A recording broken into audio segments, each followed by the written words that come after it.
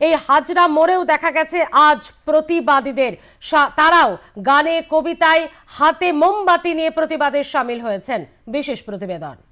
এই মুহূর্তে হাজরা মোড়ে প্রচুর মানুষের ভিড়। একদিকে যেমন রয়েছেন মহিলারা, অন্যদিকে পুরুষরাও প্রত্যেকে হাতে মোমবাতি নিয়ে উই ওয়ান্ট জাস্টিস এই স্লোগান দিতে দিতে তারা হাজরা মোড়কে সম্পূর্ণভাবে ঘিরে ফেলেছে। ফলে যে জায়গাটা থেকে এটা বোঝা যাচ্ছে যে তিলোত্তমার মৃত্যুকে কেন্দ্র করে যেভাবে সারা বাংলা থেকে সারা দেশ, এমনকি দেশের বাইরেও প্রচুর মানুষ বিভিন্নভাবে প্রতিবাদ জানাচ্ছে। আজও রাতের বেলায় মানুষ নেমেছে রাজপথে। তারা চাইছেন তিলোত্তমার মৃত্যুর সঙ্গে যারা যুক্ত রয়েছে সেই দোষীদের ফাঁসি চাই। তারা চাইছেন যারা যারা এই ঘটনার সঙ্গে যুক্ত রয়েছে তাদের কঠোর সাজা হোক।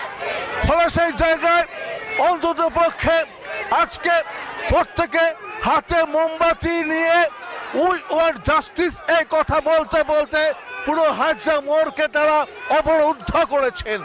একই সঙ্গে তারা বলছেন যে যে ঘটনা ঘটেছে এই নারকীয় ঘটনার বিচার চাই।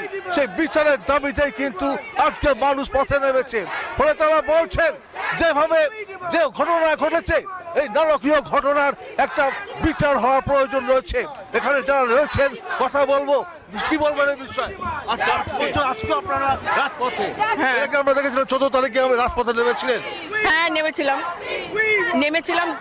নেমে মিছিল করেছিলাম, গিয়েছিলাম।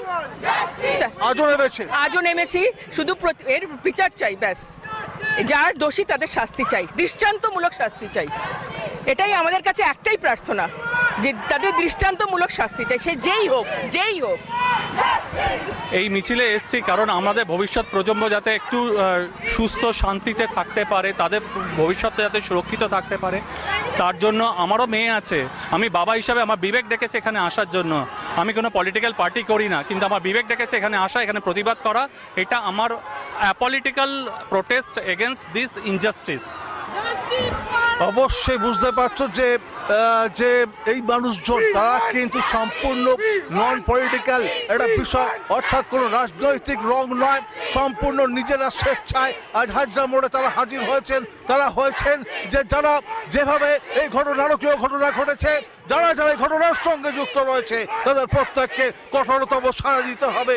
এমন এই ঘটনা দ্বিতীয়বার যাতে না ঘটে, তাই তারা চাইছেন এর এমন একটা দৃষ্টান্তমূলক সাজা হোক যাতে সমস্ত মানুষ, যারা এমনকি দোষীরা পর্যন্ত ভয়ে কেঁপে ওঠে, যারা দ্বিতীয়বার এই ধরনের অপরাধ করতে না পারে। ক্যামেরা বিনয়ের সঙ্গে প্রশান্ত দে, আর প্লাস নিউজ, কলকাতা।